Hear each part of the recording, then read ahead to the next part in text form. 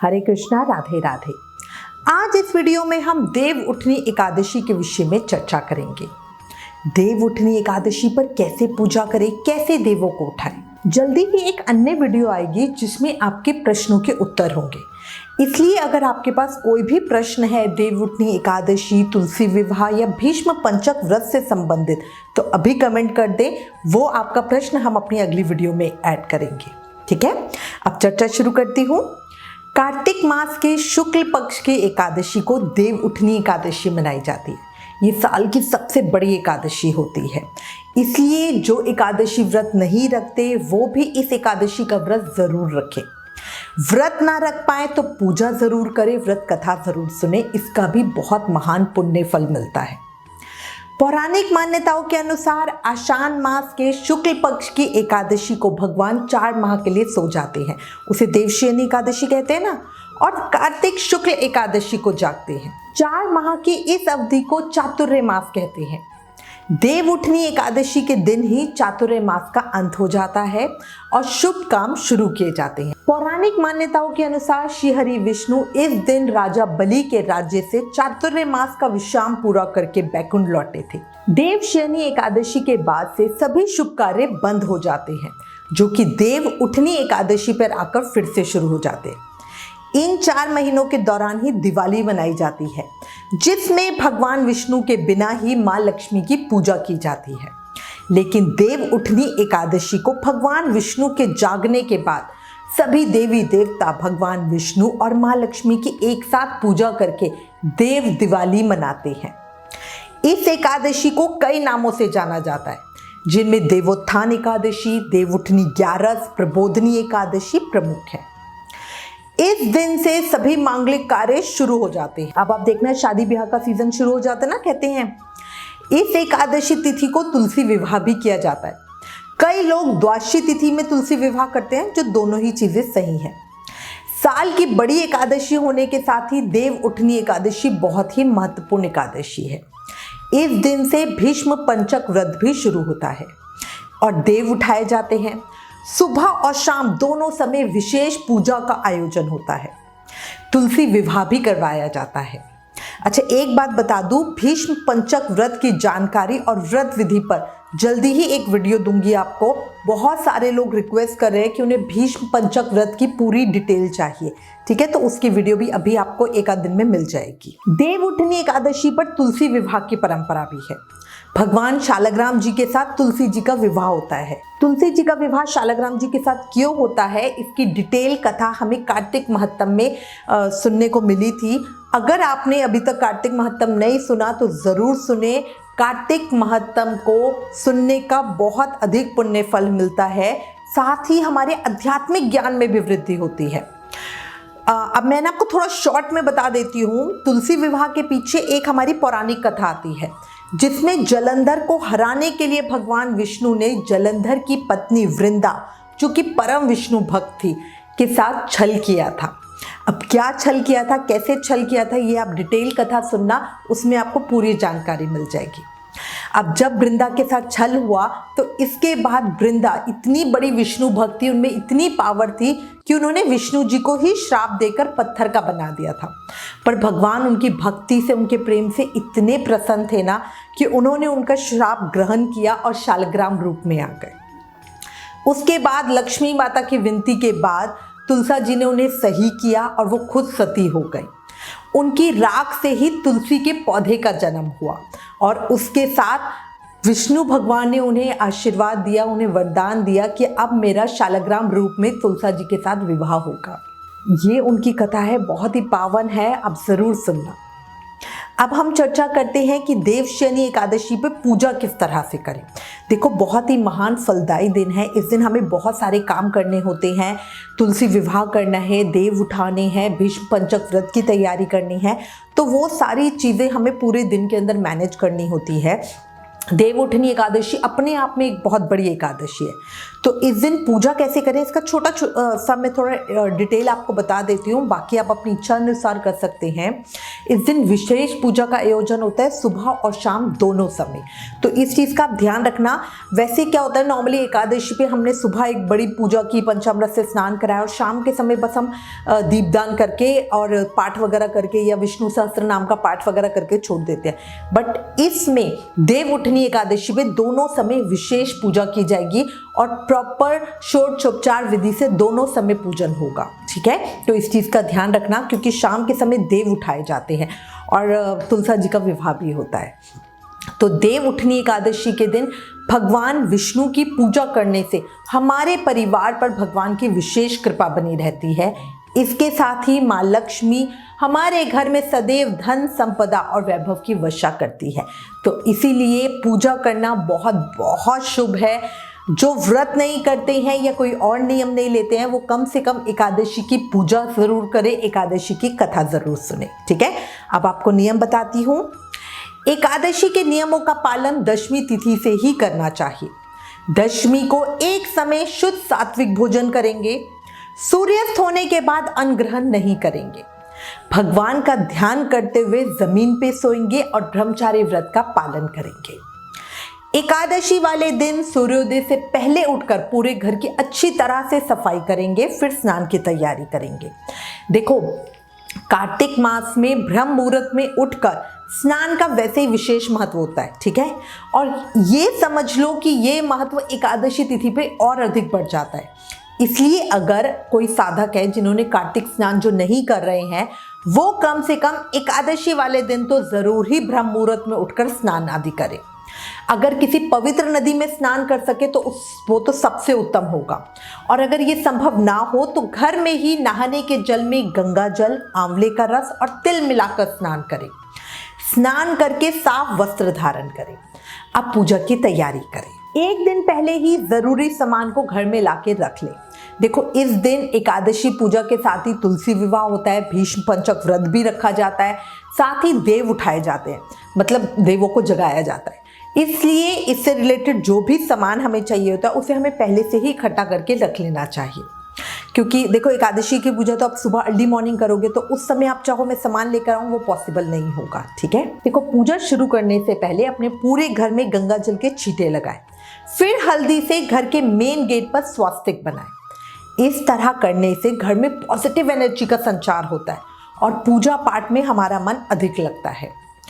आम के पत्तों या अशोका के पत्तों से बंदरवान या तोरण बनाकर मेन गेट पे लगाएं। ये काम आपको ऐसा नहीं कि सुबह सुबह ही करना बहुत ज़रूरी है, इसे दिन में किसी भी समय कर सकते हैं, बट करना ज़रूर और ज़रूर लगाना, क्योंकि ये बहुत बहुत महान दिन होता है। ठीक है, अब हम पूजा शुरू करेंगे। अब आपको ये देखना है कि आप पूजा करोगे कहाँ। अगर पूजा घर के मंदिर में ही कर रहे हो तो वहाँ तैयारी करें, वरना अलग से एक चौकी लगाकर वहाँ पूजा की तैयारी करें। घर के आंगन और पूजा करने वाली जगह पर भगवान विष्णु के चरणों की आकृति बनाएं। दिन में धूप से उन्हें बचाने के लिए ढक कर रख दें। भगवान के चरण चिन्ह कैसे बनाते हैं उसकी वीडियो हमारे चैनल पर ऑलरेडी है, उस वीडियो का लिंक डिस्क्रिप्शन में है, तो आप एक बार देखकर उसको ज़रूर बनाना। इस दिन घर में रंगोली ज़रूर बनाएं, इससे ना नकारात्मक शक्तियाँ दूर होती हैं। याद रखना, इस दिन शालग्राम, तुलसा जी और शंख का विशेष पूजन किया जाता है। ठीक है, सबसे पहले पूजा करते हुए व्रत का संकल्प लेना है। अगर आप एकादशी के साथ भीष्म पंचक व्रत भी कर रहे हो तो दोनों का संकल्प लें, और सिर्फ एकादशी व्रत कर रहे हो तो एकादशी व्रत का संकल्प लें। जो भी आप कर रहे हो उसका संकल्प लें। ठीक है, और उसके लिए संकल्प लेते हुए कैसे करना है, हाथ में थोड़ा सा जल लें, उसमें थोड़ी सी दक्षिणा डाल लें, थोड़े फूल डाल लें, तिल डाल लें, और उसके बाद बोले, हे श्री हरि, आपकी कृपा से आज मैं एकादशी व्रत के साथ भीष्म पंचक व्रत करना चाहती हूँ। हे प्रभु, हे जगत के पालनहार, मेरे व्रत को निर्विघ्न पूरा कराएं। इस तरह प्रार्थना करें और उसके बाद वो जल उनके चरणों में ही छोड़ दें। ठीक है, अब व्रत का संकल्प करने के बाद साफ चौकी पे पीला कपड़ा बिछाकर भगवान विष्णु की प्रतिमा स्थापित कर लें। अगर आपके सेवित श्री विग्रह है, लड्डू गोपाल, युगल सरकार या शालग्राम जी, तो उनका बढ़िया पंचामृत से अभिषेक करें। सुंदर नए वस्त्र, पीले वस्त्र धारण करवाएंगे तो और ज़्यादा शुभ रहेगा। तो उन्हें सुंदर नए वस्त्र धारण करवाएं, उनका बढ़िया सुंदर श्रृंगार करें। फिर उन्हें पीले फूल, नैवेद्य, फल, मिठाई, बेर, सिंघाड़े, कोई भी ऋतु फल और गन्ना आदि अर्पित करें। ये जो होता है ना बेर, सिंघाड़े और गन्ना, ये इस समय के सीजनल होते हैं और इनका बहुत महत्व होता है पूजा में, स्पेशली देव उठाने में। कई स्थानों पर परिवार के रिवाज के अनुसार देव उठाने के लिए एक ओखली में गेरू से भगवान विष्णु का चित्र बनाया जाता है। फिर ओखली के पास फल, मिठाई, सिंघाड़े और गन्ना रखकर उसे डलिया से ढक दिया जाता है। ये सुबह के टाइम किया जाता है। फिर शाम के समय देव उठाए जाते हैं। ठीक है, अगर चाहो तो मनोकामना पूर्ति के लिए एकादशी से कार्तिक पूर्णिमा तक अखंड ज्योत प्रज्वलित कर सकते हो। बहुत बहुत शुभ होता है और इसके रिजल्ट्स भी बहुत अच्छे आते हैं। इसके बाद भगवान विष्णु की विधिवत पूजा करें और उनकी आरती उतारें। याद रखना, एकादशी माता की आरती भी जरूर करना। लोग भगवान विष्णु की ओम जय जगदीश हरि की आरती तो करते हैं, बट एकादशी माता की आरती नहीं करते, वो भी जरूर करें। अगर आपको एकादशी माता की आरती नहीं आती तो वो हमारे चैनल पे ऑलरेडी है, उस वीडियो का लिंक डिस्क्रिप्शन में, आप एक बार जरूर देख लेना। विष्णु सहस्त्र नाम का पाठ करें। जिन लोगों को विष्णु सहस्त्र नाम पढ़ना नहीं आता है उनके लिए हमारे चैनल पे जो वीडियो है उसमें हमने इस तरह से वीडियो बनाया है कि आप अक्षर टू अक्षर, शब्द टू शब्द आराम से बोल पाएंगे, बिल्कुल धीरे धीरे। आप उस वीडियो के साथ आप बोलते जाएं, आपको पूरे पाठ का फल मिलेगा। इस तरह से पूजा करने के बाद आप सूर्य भगवान को जल अर्पित करें। तुलसी महारानी की पूजा करें। एकादशी पर तुलसी महारानी को जल अर्पित नहीं किया जाता क्योंकि वो भी व्रती होती है, पर उनकी पूजा अर्चना, प्रार्थना, दीपदान आदि जरूर करें। इस दिन तुलसा जी तोड़ी भी नहीं जाती, इस चीज़ का विशेष ध्यान रखना। तो भगवान को अर्पित करने के लिए एक दिन पहले तुलसा जी तोड़ के रखें। ये भी माना जाता है भगवान उठने के बाद सबसे पहले तुलसा महारानी को ही देखते हैं, तो भगवान को जगाने के बाद सबसे पहले उन्हें तुलसा ही अर्पित की जाती है। पूरा दिन भगवान के पवित्र नामों का जाप करते रहे। बहुत फलकारी दिन है, तो इसका ज़्यादा से ज़्यादा उपयोग करना। अब शाम को भी भगवान विष्णु की पूजा अर्चना विशेष करनी है, तो शाम के समय तुलसी विवाह और भगवान विष्णु को निद्रा से जगाने का कार्यक्रम करना होता है। तो इस दिन सायकाल में भी पूजा स्थल को अच्छे से साफ सुथरा कर ले। जो आपके पूजा के बर्तन वगैरह हैं उनको दोबारा से धो के मांज के अच्छे से उनकी तैयारी कर ले। रंगोली आपने सुबह बना ही ली है, नहीं बनाई तो शाम तक जरूर बना लेना। घी के 11 दीपक देवताओं के निमित्त जलाए जाते हैं। ईख, अनार, केला, सिंघाड़ा, लड्डू, पतासे, मूली आदि ऋतु फल और नवीन धान्य मतलब नया गेहूं, ये सब पूजा की सामग्री के साथ रखें। ये सब श्रद्धापूर्वक श्री हरि को अर्पण किए जाते हैं ताकि उनकी कृपा आपके परिवार पर सदैव बनी रहे। अगर आपको मंत्र आते हैं तो मंत्र बोलते हुए देव उठाएं, और अगर मंत्र नहीं आते या आपको कुछ पता नहीं है ज़्यादा, तो देव उठाते हुए सिंपल बोलो, उठो देव बैठो देव। बस ये 4 शब्द जो हैं ये पूरी पूजा में बोलते जाओ। उठो देव बैठो देव, उठो देव बैठो देव, बस इस तरह कहते जाओ। ठीक है, और इस तरह कहते हुए हम अपने भगवान को उठाते हैं। बाकी देव उठाने के प्रॉपर भजन भी होते हैं और इनका मंत्र भी होता है। श्री हरि को उठाने के बाद उनकी षोडशोपचार विधि से पूजा की जाती है। सुख सौभाग्य में वृद्धि के लिए प्रभु का चरणामृत जरूर लें। ऐसा माना जाता है कि चरणामृत सभी रोगों का नाश कर हमें अकाल मृत्यु से, भय से मुक्ति दिलाता है, हमारी रक्षा करता है और हमारे सभी कष्टों का निवारण करता है। रात के समय घर के बाहर और पूजा स्थल पर दीपक जरूर जलाएं। एक दिन परिवार के सभी सदस्य मिलकर भगवान विष्णु समेत सभी देवी देवताओं की पूजा करें।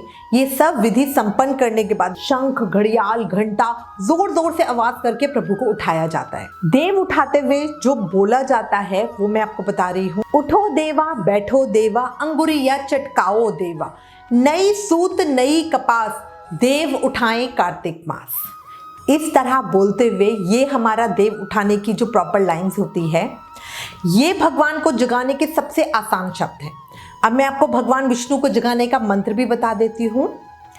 उत्तिष्ठो उत्तिष्ठ गोविंदो, उत्तिष्ठो गरुणध्वजा, उत्तिष्ठो कमलकांतः, जगतम मंगलम कुरु। इसका मतलब है जगत के पालन करता भगवान विष्णु आप उठिए और मंगल कार्य की शुरुआत कीजिए। देव उठाने के साथ ही हमारे तुलसी विवाह का आयोजन भी किया जाता है। ऐसा जरूरी नहीं कि तुलसी विवाह हर कोई अपने घर में करे ही करे।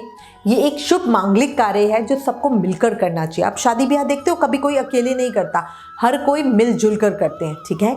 तो आप तुलसी विवाह का आयोजन घर के पास वाले मंदिर में, या अगर जैसे कुछ ऐसा नहीं है तो कुछ स्त्रियां मिलकर किसी एक के घर में कर सकती हैं। कई लोग ऐसे हैं जो मंदिर से दूर रहते हैं, या जिनके घर के आसपास वैष्णव परिवार नहीं रहते, या ऐसे लोग रहते हैं जो इन चीज़ों को नहीं मानते। तब आप ये अपने भाव के अनुसार अपने घर में ही कर सकते हैं, उसमें कोई आपत्ति नहीं है। बट ऐसा नहीं कि बहुत सारे लोग सोचते हैं कि भाई हर कोई अपने अपने घर में करेगा, तो ऐसा मत करो। ये बिल्कुल एक सामूहिक कार्यक्रम होना चाहिए और वही सुंदर लगता है। सुंदर बढ़िया मंडप बनाओ, उसे साड़ी से या किसी चमकीले कपड़े से और फूलों से सजाओ। तुलसी जी के गमले को सुंदर पेंट करके पहले ही रख लो, ठीक है। उसके ऊपर सुंदर नक्काशी या ड्राइंग की जाती है। तुलसी महारानी को साड़ी या चुन्नी पहनाओ, फूल माला पहनाओ, फिर अपने सेवित शालग्राम जी के साथ उनका विवाह करवाओ। अगर सेवित शालग्राम जी नहीं है तो फिर उनका विवाह कृष्ण के साथ भी करवाया जा सकता है। तुलसा महारानी की परिक्रमा दो और उनके समक्ष दीपदान करो।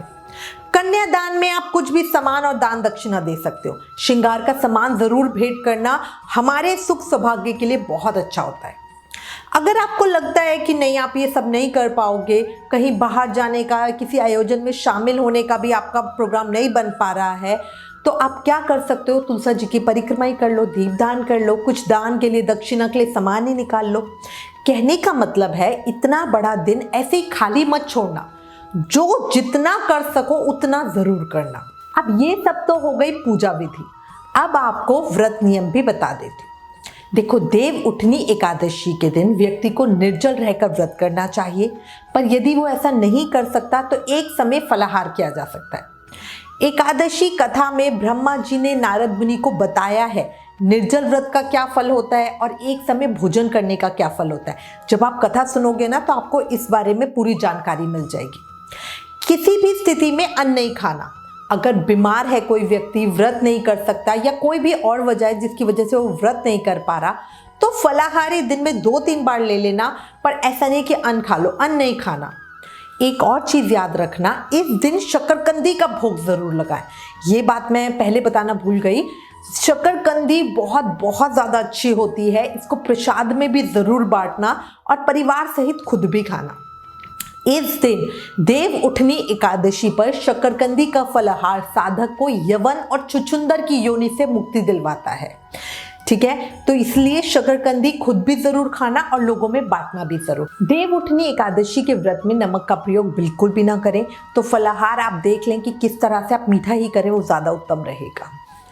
कई लोगों को बीपी की प्रॉब्लम होती है, अगर वो नमक नहीं खाएं तो उनका बीपी में दिक्कत आ जाती है, उनको सेहत में दिक्कत आ जाती है, तो वो सेंधा नमक का प्रयोग करें।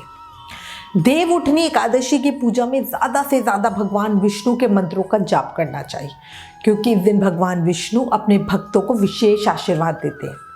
विष्णु सहस्त्र नाम का पाठ जरूर करें, इससे विशेष कृपा मिलती है।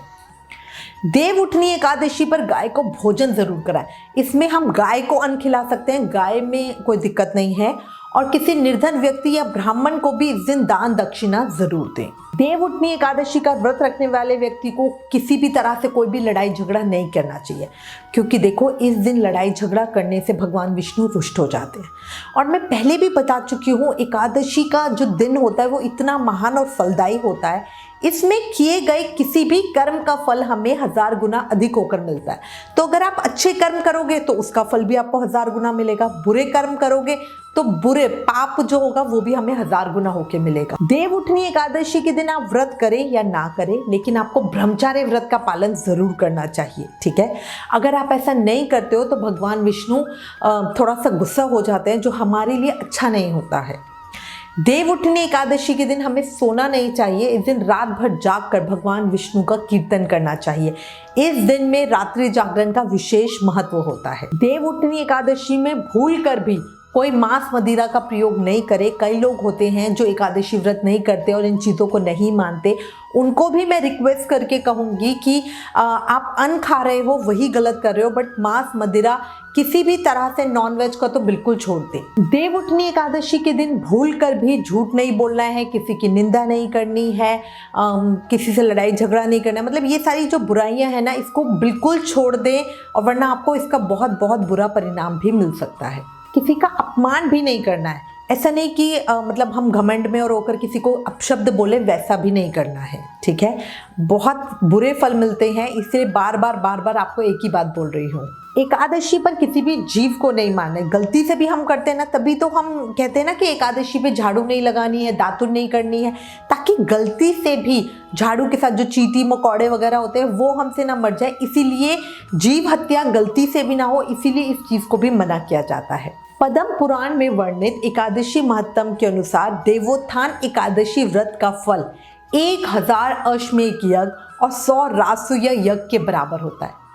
एकादशी तिथि का उपवास बुद्धिमान, शांति प्रदता व संततिदायक है।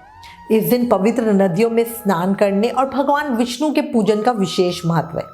इस व्रत को करने से हमारे जन्म जन्मांतर के पाप नष्ट हो जाते हैं और हम जन्म मरण के चक्र से मुक्त हो जाते हैं। ये तो वर्णित है पद्म पुराण में। अब विष्णु पुराण के अनुसार किसी भी कारण से, चाहे लोभ से वशीभूत होकर या मोह के कारण, जो कोई भी एकादशी तिथि को भगवान विष्णु की पूजा करता है वो समस्त दुखों से मुक्त होकर जन्म मरण के चक्र से मुक्त हो जाता है। तो देखो, अगर गलती से करने का भी ये फल है, तो अगर जब हम जान के या बिल्कुल भाव के साथ पूजा करेंगे तो उसका कितना अधिक फल होगा, ये आप खुद सोचो। अब अपनी अगली वीडियो में आपको देवउठनी एकादशी की कथा बताती हूँ और भीष्म पंचक व्रत की भी संपूर्ण जानकारी दूंगी, ठीक है। मैं उम्मीद करती हूँ इस वीडियो में दी गई जानकारी आपके लिए उपयोगी होगी। इससे रिलेटेड अगर आपके पास कोई भी कमेंट्स या सजेशन है तो प्लीज़ हमें लिखें। ज्ञान बांटने से बढ़ता है, इसलिए इस वीडियो को ज़्यादा से ज़्यादा शेयर करें। Please like, share and subscribe. Thank you. Hare Krishna.